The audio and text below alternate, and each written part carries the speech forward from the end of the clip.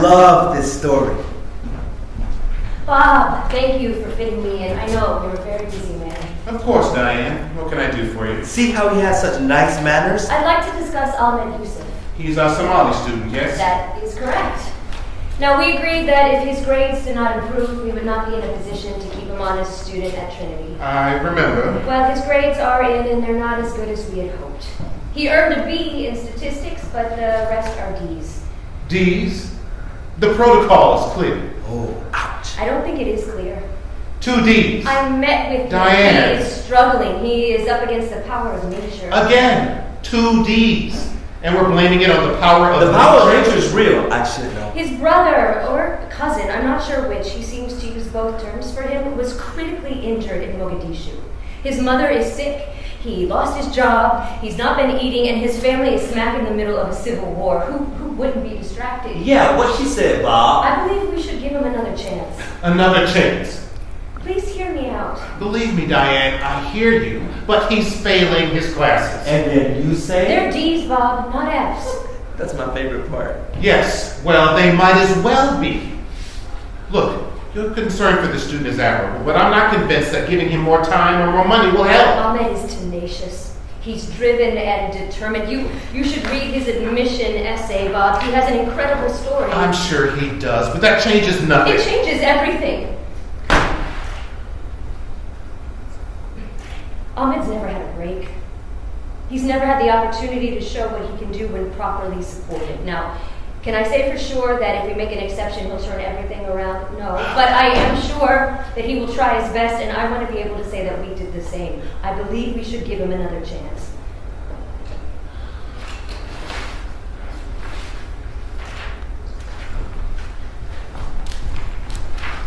Bob, is your line? What do you suggest? A year extension on his provisional status and a few $1,000s to cover living expenses. A few thousand. And who's going to pay for that? You are. Me! Oh, calm down, Bob. Relax, Bob. There's money in the budget, I looked. See? Diane. If I was here advocating for some wealthy students' learning trip to Europe, would you be hesitating? Are you implying that I give preferential treatment to Okay, certain don't get students? sidetracked. I am simply advocating for my student the best way I know how. Please, Bob. It's the right thing to do. I'll think about it and I'll get back to you. When? She is fierce. Diane, When you're killing you me get back here. to me, Ahmed needs to know the outcome of this conversation as soon as possible. I'll have an answer for you in 2 days. 2 days? Yes, 2, Diane. Take it or leave it. Fine. 2. But not a day more. See?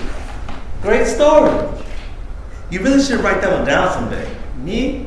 Write stories? Very funny, Al. Welcome to your weekly program, بالأحضان, a show with an accent for those without one.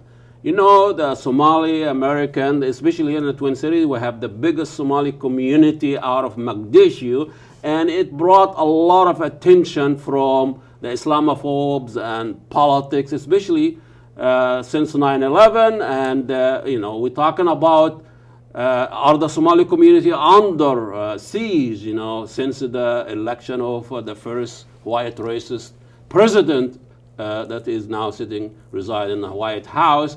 He visited the Twin Cities and talking about the threat of the Somali. We have here the law enforcement also buying into this, the dangers of young Somali in the community. We have 2 guests there. They want to take over their narrative and tell their own story. They get in movies and poetry and writing. We have on my left here, Muhammad Haji Ahmed. He's a writer, a poet, an actor, and also sitting next to him, all you know, Barakat Abdurrahman. He is the one starring the film Stray. It's a wonderful film. It was an international film festival a couple of years ago. A story of a Somali, young Somali relationship with a dog. That I'm sure you get into this story. We're going to talk to them. We'll start with you, Muhammad. I think a month ago, or last month, you had a play at the History Theater, Crack in the Sky. It's a beautiful play. The story of also another Somali. You know, you played a Somali immigrant, left his country, raped, destroyed, came here with dreams and the challenges he's facing in America, and also hope. And also, it's almost similar to your own story. You left Somalia, went to South America, South Africa, and then you came here to seek out that chance.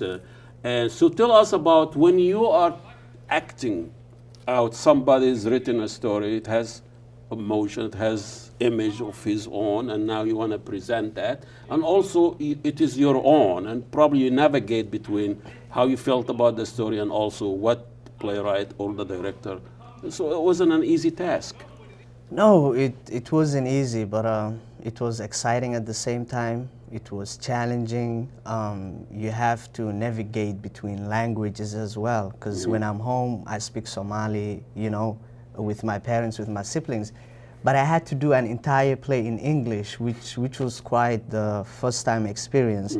But for me, the exciting thing was having people of other races and other religions and other backgrounds coming to the theater at 10 a.m. in the morning, as you said. Yeah. 500 of them. Yeah, close to 600. Okay. Close to 600 people coming in the morning to learn about a different culture, to learn about people that they really know nothing about other than what CNN or Fox told them. So for me, that was an achievement, being able to represent my community in a place where they were not represented that well in the positive side of it. So it wasn't easy, as you said, but bittersweet.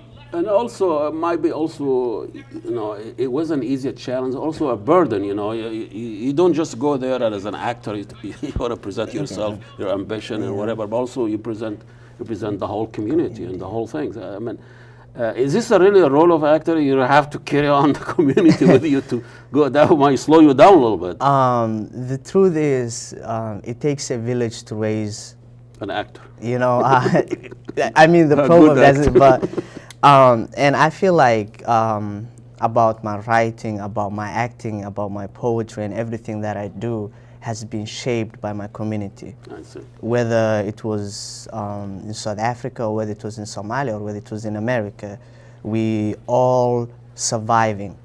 We all trying to escape the same thing, which is civil war. Because when you look at every Somali, we know each other one way or the other.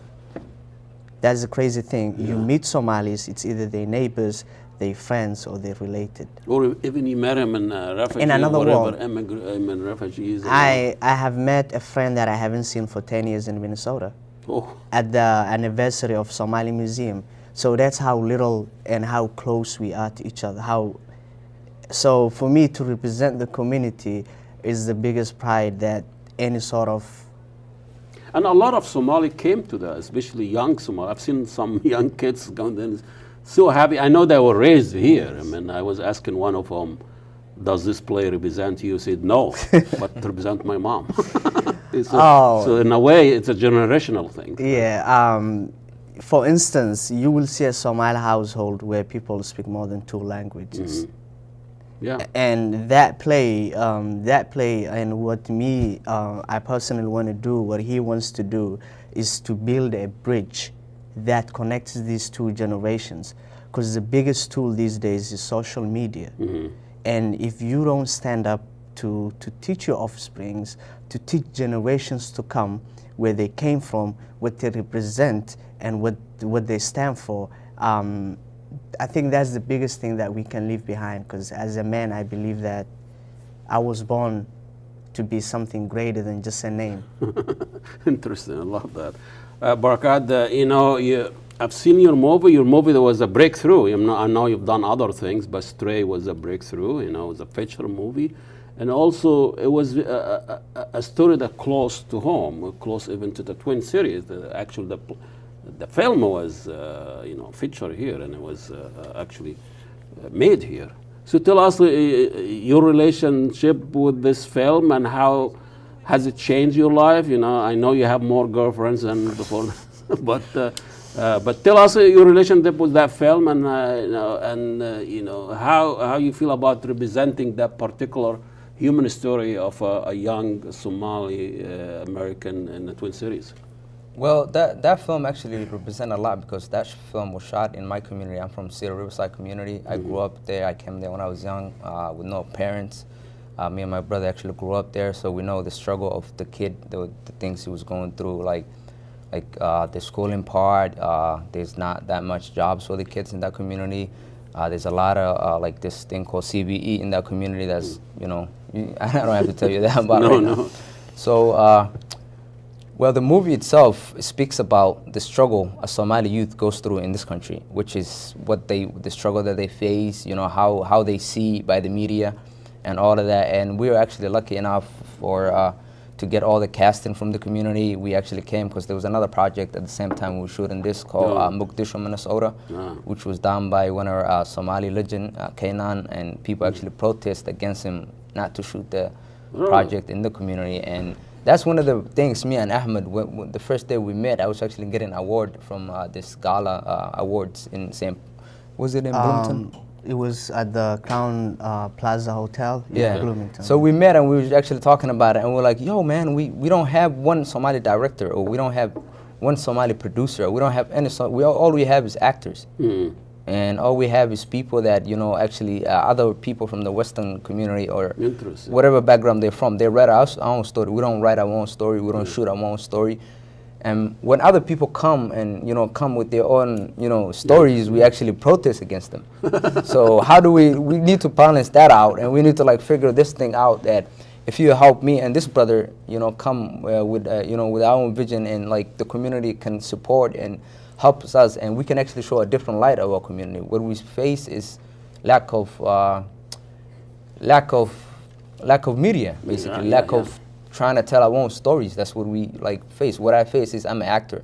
I can find works. I have an agent, all that. But at the end of the day, the jobs that I'm finding doesn't speak for me. I see. It's from a different angle. Well, I mean, we've been struggling for a long time, even before the big chunk of Somali community moved to the Twin Cities. Even before that, 20 years ago, and most of Muslims were hiding. We were invisible. And racism is not—it's a black issue. It's not ours, and we are doing. Everybody is doing whatever. But 9/11 brought us to the spotlight, and then the Somali community, the immigrants. And the critical mass of Somali community really brought us to the spotlight. We cannot hide anymore. So we see a lot of Somalis now in politics, everywhere, business and media. And now we have this is a new thing. It just tells you the community is maturing. Now we try to tell our own story. But in your film, Stray, it addresses also the reality closer. It talks about the challenges that young Somali have, how the young Somali been abused or used by law enforcement. Yes. So that was also, an issue there that, it represents reality of the Somali community. Crack in the Sky, it was very rosy a little bit. I think the playwright avoid a lot of this issue and focus on this dream and hope and the breaks he got throughout their life. Did you feel this is the line that really closer to a typical Somali American? That's a good question. I'm knowing for that. To be honest with you, the play kind of happened in a different era. This man came to America in 1984. Wow. And being the only Somali student on campus and everything.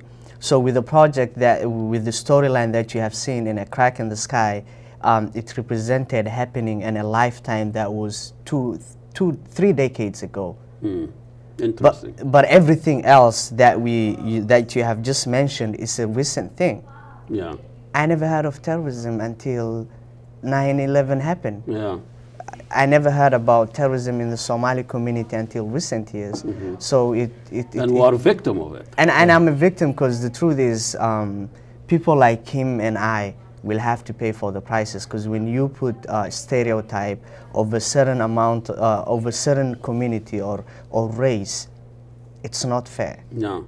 There will always be bad apples among the seeds, but that will never represent the entire garden. And that's what me and him are trying to do. We're trying to say, listen, whenever Hollywood comes, they pick and choose. And they try to tell our stories through their lenses. Captain Phillips. A lot of far projects than that, including Black Hawk Down. There was no a single Somali cast in that, and it's a Somali story. Yeah. Just as much as they don't tell you both sides of the story, we have decided, we Somali youth, we the future.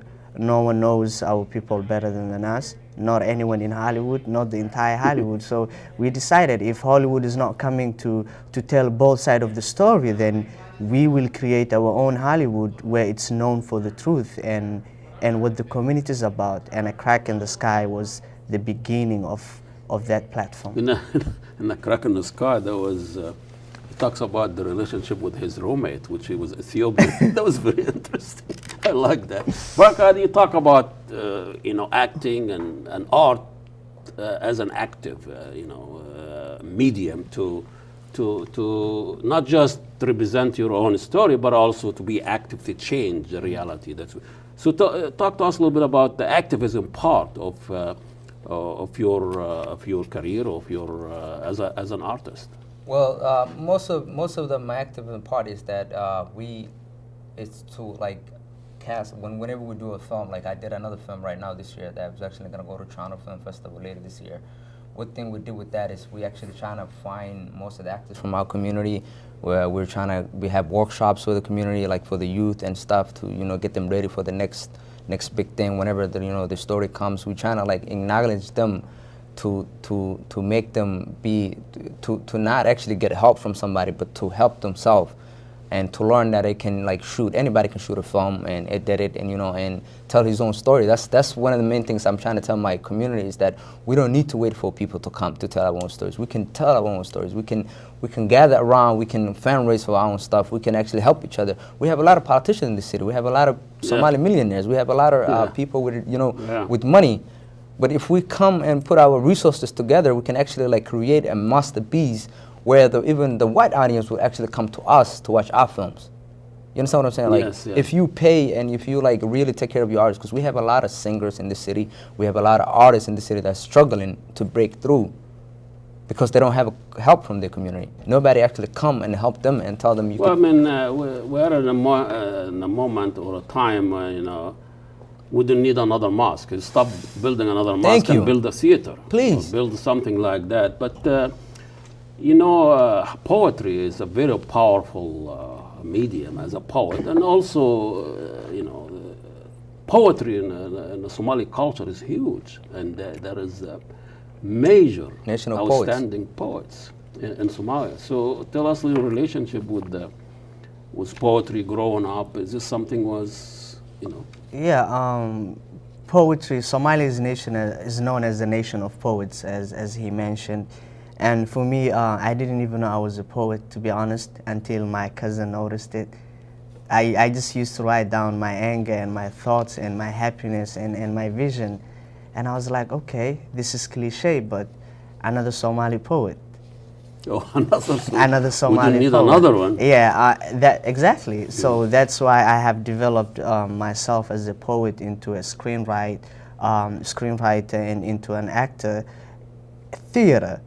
So for me to step on that stage where I knew that most of the audience or the people who know that theater were not Somalis, my biggest objective was, okay, when they come tonight, make sure that there's more to Somalis than what they have learned through the hate speeches of Donald Trump, through Fox, through CNN, or the warlords that they see on TV. There's Barkhat in Somalis, there's Mohammed in Somalis.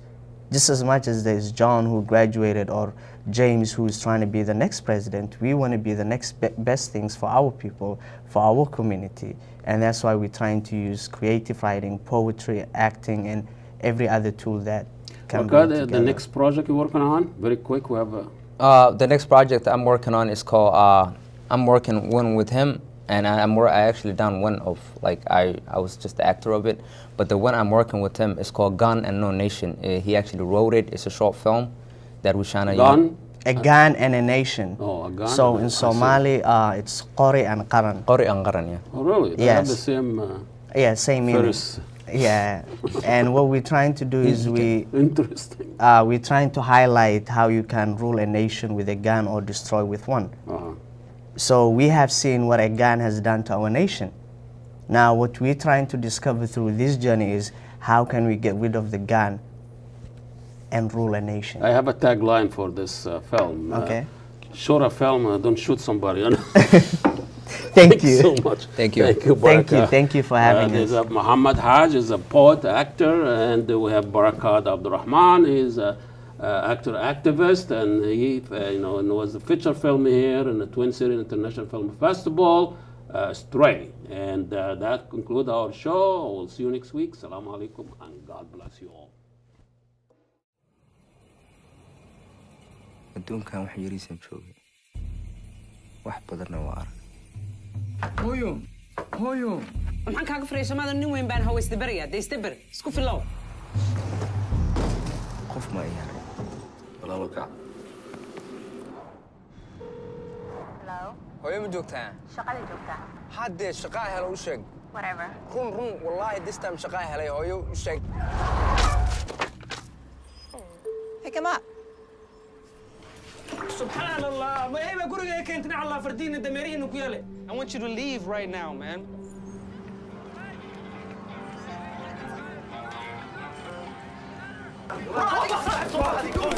How you let him bring dogs in here, man? Nah, horta maxaa kaa sii horta? Waana waa shumugta. Shaqadii waa laga soo celiyey, guriga waa laga soo celiyey, familkii waa laga soo celiyey. Waxaas oo dhan waa adiga.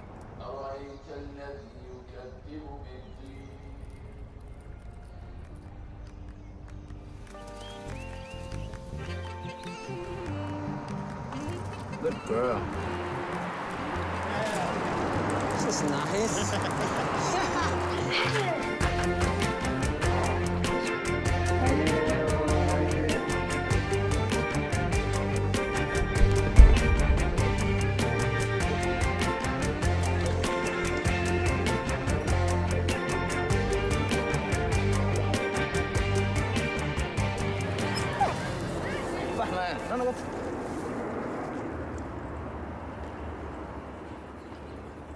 dad beeshu ma iska ahaanaya gurigayga jannada inaan ka helo miyaa